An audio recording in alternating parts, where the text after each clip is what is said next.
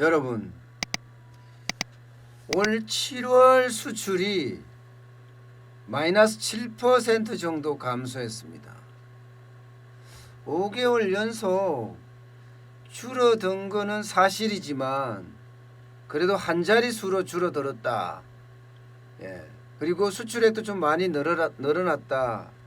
지금 난리예요. 수출이 좋아졌다는 이야기니까요. 산업통상자원부가 발표를 했어요. 이번에는요. 관세청 집계가 아니고 7월 수출액이 428억 3천만 달러였습니다. 수입액은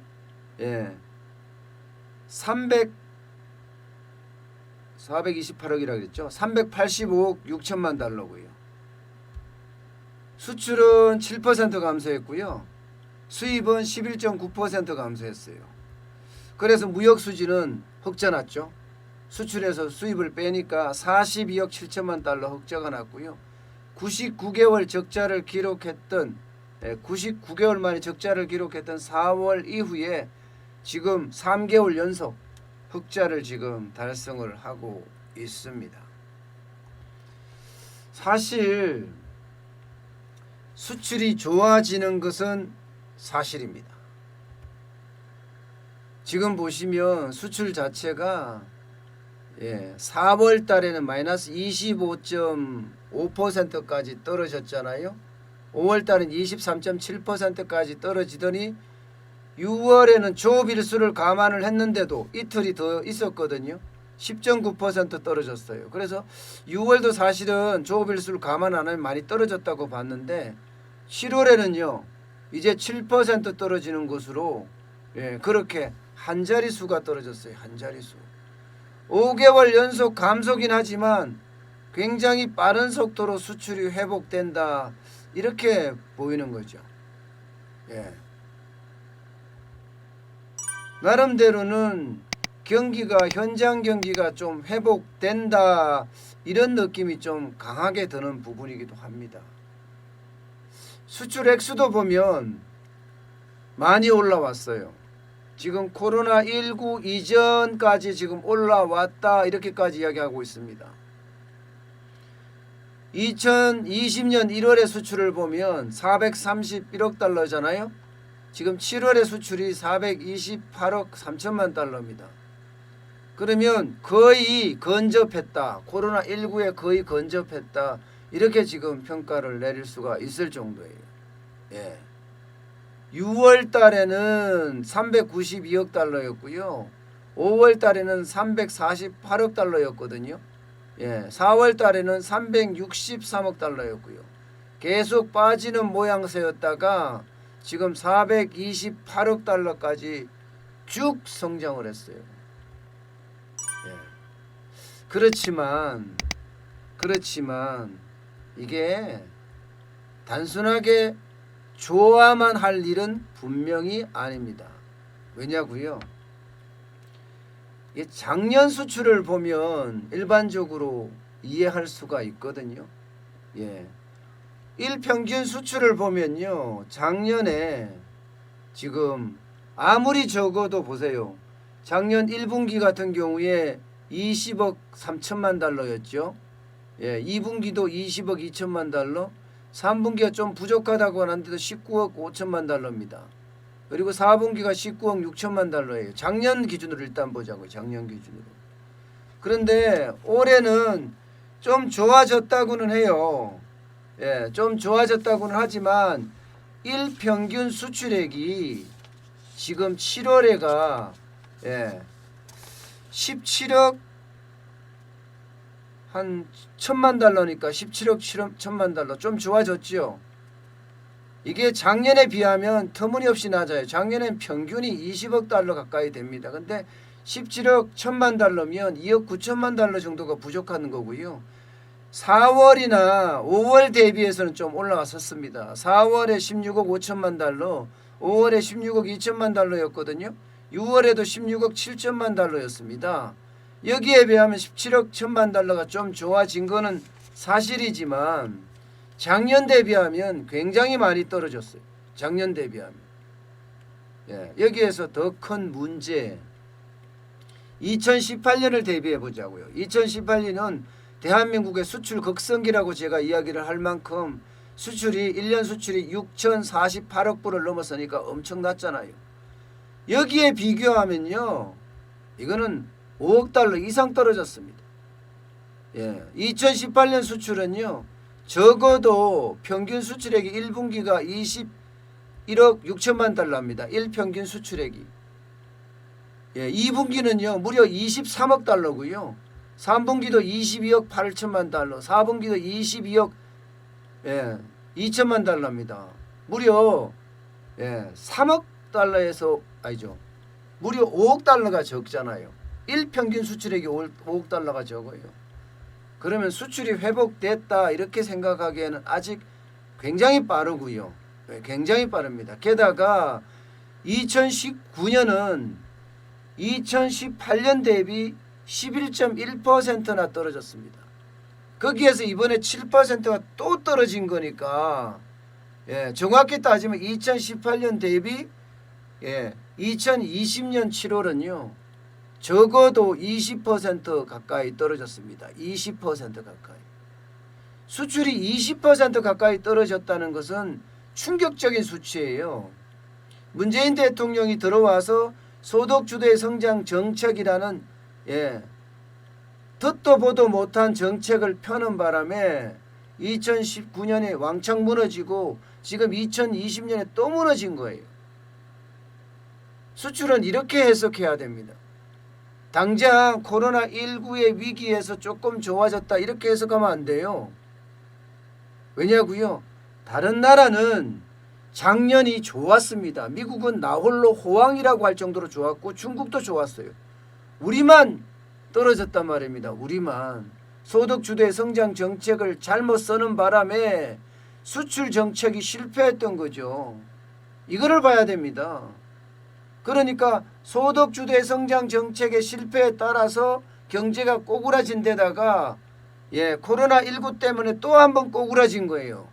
그래서 작년에 11.1%가 떨어지고 올해 또 7%가 떨어졌다.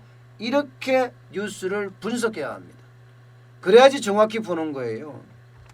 무려 22억 달러의 일평균 수출이 17억 달러까지 줄어들었을 정도로 경제 규모, 수출 규모가 쪼그라드는 겁니다. 이것을 눈여겨봐야 됩니다. 이것을. 수출이 좋아졌다, 나빠졌다 이렇게 평가하기에 앞서서 과연 문재인 정부 들어서 수출이 좋아졌느냐, 수출이 떨어졌느냐 이렇게 평가해보면 수출은 사실 폭망 그 자체입니다. 20%가 떨어졌으면 폭망 맞죠?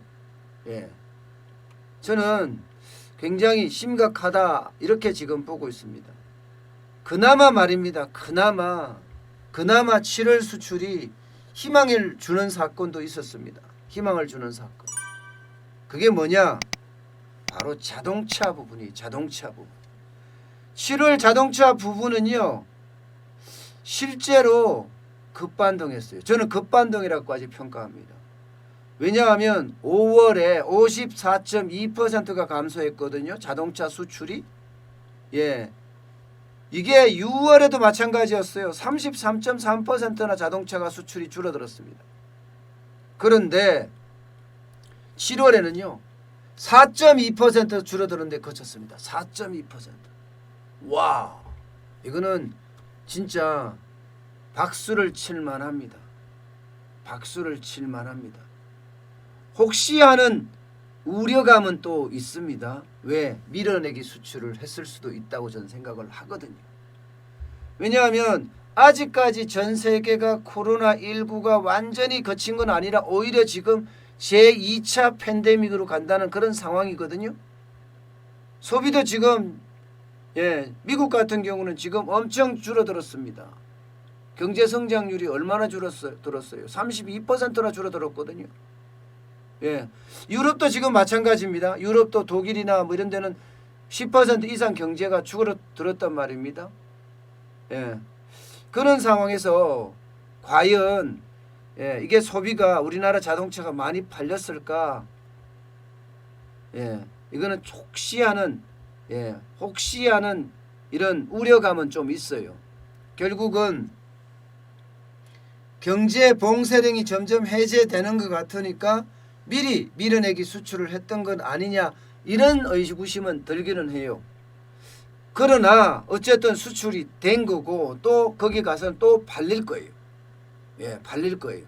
그렇기 때문에 언젠가는 팔릴 거라는 게, 이제 코로나19의 백신이 개발되고 치료제가 개발되면 팔리기 시작할 거라고 생각을 하니까 어쨌든 자동차 수출이 좋아졌다. 이것은 실물 경제가 회복되고 있다, 이런 신호로 받아들여도 되거든요. 예. 아직까지 뭐 자동차 제조업, 특히 부품업체는요, 예, 1차, 2차, 3차 공장 가동률도 그렇게 많이 올라오진 않았다. 뭐 68%까지 지금 올라왔다니까 많이 올라온 건 사실이지만 현장에서는 또 그게 아니라고 이야기하기도 해요. 어쨌든 뭐 수출이 좀 되고 있으니 공장 가동률도 올라가고 있는 걸로 봐야 합니다. 예. 그래서 보면 자동차 부분에 7월 수출액이 36억 6,100만 달러입니다. 예. 5월에 18억 500만 달러였거든요. 여기에 비하면 2배가 늘었어요. 2배가 늘었어요. 6월에도 24억 9,100만 달러였는데 여기와 비교해봐도 12억 달러가 늘어난 수치입니다. 12억 달러. 예. 결국 이 400만 달러까지 올라간 거 말입니다. 수출액이 400만 달러까지 올라간 것은 자동차가 많이 기여했다 해도 과언이 아닙니다. 8억 달러가 올라갔으니까 말입니다. 어쨌든 지금 분석하기는 그렇습니다. 이렇게 428억 달러까지 올라갈 정도로 좋아진 거는 우리나라도 개소세, 개별 소비세를 인하를 했잖아요. 마찬가지로 미국에도 이게 보조금을 줬습니다. 자동차를 사면 보조금을 줘서 우리가 거기에 영향을 굉장히 많이 받았죠. 테슬라가 대한민국에서 전기자동차를 많이 팔아서 보조금 900억 원을 싹쓸이 했다고 이야기할 정도로 보조금이 우리도 많이 나왔잖아요. 우리도 개별 소비세를 인하했기 때문에 자동차가 그만큼 팔렸단 말입니다. 미국도 마찬가지로 예, 경제 봉쇄령이 조금씩 해결되면서 2차 정부 보조금을 줬습니다. 그 때문에 소비 심리가 좀 좋아져서 우리나라 자동차가 많이 팔렸다. 왜냐하면 대한민국 자동차 가성비가 굉장히 높거든요. 예, 가격은 싸고 성능은 굉장히 좋고 토요타하고 비교해보면 굉장히 싸지만 성능은 너무 좋다. 미국 자동차하고 해봐도 연비까지도 좋아요. 그러니까 미국 시장에서 잘 팔릴 수밖에 없었던 게 있고요. 유럽 시장에도 마찬가지입니다. 유럽 시장은 조금씩 풀리면서 탄소 배출량을 강화를 많이 했습니다. 상대적으로 우리는 전기차를 많이 팔았어요. 유럽에다가 59.9%가 늘어날 정도로 많이 팔았어요. 수출 전체적으로는 증가하고 회복하는 조짐은 분명히 보입니다. 자동차가 이만큼 많이 팔리니까 미국이나 EU에서도 전체 수출이 상승세로 좀 돌아섰습니다. 미국하고 중국이 동시에 지금 계속 늘어나는 모습, 이것도 지금 보이고 있거든요. 이거 2018년 10월 이후로 21개월 만에 중국 수출과 미국 수출이 동시에 늘어났습니다. 동시에. 대미국 수출이 7.7% 늘어났고요. 중국 수출이 2.5% 늘어났거든요. 그런데 미국하고 중국 수출이 이렇게 많이 늘어난다는 것은 우리에게는 호재예요. 왜 호재느냐고요? 기본적으로 중국에 작년 말 기준으로 따져보면 25.5%를 우리가 수출하고 있거든요. 전체 수출액에. 예, 미국에는 13.9%를 수출하고 있고요. 두 나라를 합치면 40% 가까이 됩니다. 그렇기 때문에 미국과 중국의 수출이 늘어난다는 것은요, 굉장히 호재예요, 호재. 예, 호재입니다. 어쨌든 앞으로 계속 이렇게 늘어나야 된다. 지금 이렇게 보고 특히 말입니다. 제가 여러분들에게 몇 번 말씀드렸던 것처럼 수출이 많이 늘어나는 거 이것도요. 예. 428억 3천만 달러까지 늘어났는데 그 업종별로 보면 비대면에서 완전히 압도했습니다. 비대면에서. 바이오 헬스 47.0%예요. 47.0%. 컴퓨터가 77%가 늘어났고요. 반도체가 5.6%가 늘어났습니다. 물론 비대면이 아닌 전통산업은 많이 줄어들었죠. 자동차가 마이너스 4.2% 굉장히 적게 줄어들었고요. 일반 기계가 15.5% 줄어들고 자동차 부품은 27.7%예요. 디스플레이도 28.8%가 줄어들었고요. 많이 줄어드는 건 사실이에요. 예, 전통 제조업이나 혹은 우리가 계속 강조하고 있는 부분에 대해서는 우리의 주력 품목은 많이 줄어들지만 이 바이오 헬스가 새로운 먹거리로 떠오른다. 제가 이거는 뭐 코로나19가 딱 터지자마자 이 분야에 대해서 수출이 잘 될 수 있는 분야에 태스크포스를 만들자고 이야기할 정도로 이 분야는 잘 될 거다. 마스크나 세정제나 손세정제요. 진단 키트나 방호복이나 뭐 이런 쪽 말입니다. 여기다가 치료제나 백신 쪽도 마찬가지고 아마 이게 큰 폭발력을 가지지 않을까 그렇게 지금 보고 있는 겁니다.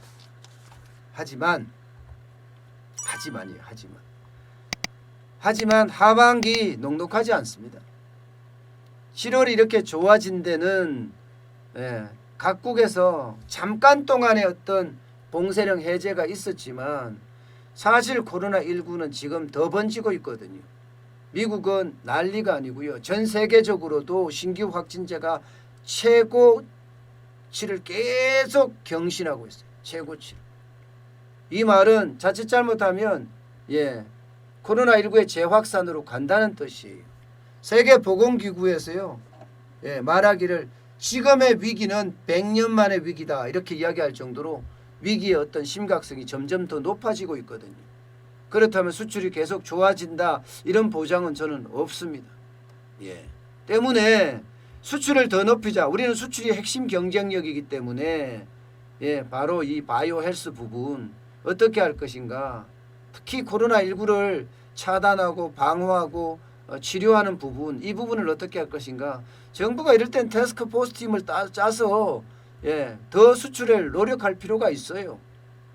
이런 걸 지금 안 하고 있다는 게 참 아쉬워요. 그냥 업계에 맡겨서 한다. 업계에 맡겨서도 지금 굉장히 잘하고 있는 거죠. 그렇지만 정부가 태스크포스를 만들어서 여기를 집중 지원을 하게 되면 굉장히 달라질 수도 있죠. 달라질 수도 있습니다. 여기에다 또 하나의 악재가 있잖아요. 또 하나의 악재가 미중 이게 갈등이 점점 더 커지고 있습니다. 이제 미국에서 틱톡 자체를 사용하지 못한다. 8월 1일부터는 못한다. 이렇게 아예 트럼프 대통령이 이야기를 했을 정도예요. 뭐 사실 중국에 가면 유튜브가 안 되잖아요. 그거와 마찬가지로 미국에서도 틱톡 규제하겠다 뭐 이런 거예요. 이 규제 자체가 뭐 정보를 빼간다 이런 것도 굉장히 크지만 기본적으로는 대선 전략의 일환입니다. 대선 전략의 일환. 그래서 미중 충돌이 계속 커지면 우리 입장에서는 그렇게 쉽지는 않은 싸움이다. 쉽지는 않은 싸움이다. 그렇게 봐야 합니다. 다시 말해서 하반기 아직도 수출은 가시밭길이다. 이렇게 봐야 되고요. 제가 말씀드렸던 것처럼 실물 경제의 어떤 회복은 아직 더 봐야지 알지만 쉽지는 않습니다. 현장에서 나오는 제조업 경기 실사 지수를 보면 100 아래도 한참 아래거든요. 그렇기 때문에 아직 실물 경제가 좋아진다 이렇게 속단하는 건 거물입니다. 저는 실물 경제에 충격이 또 한 번 올 수도 있다 그런 생각을 저는 하고 있거든요. 그만큼 지금 실물 경제의 어떤 위기는 아직 끝나지 않았다. 계속되고 있다. 이렇게 말씀드릴 수가 있을 것 같습니다.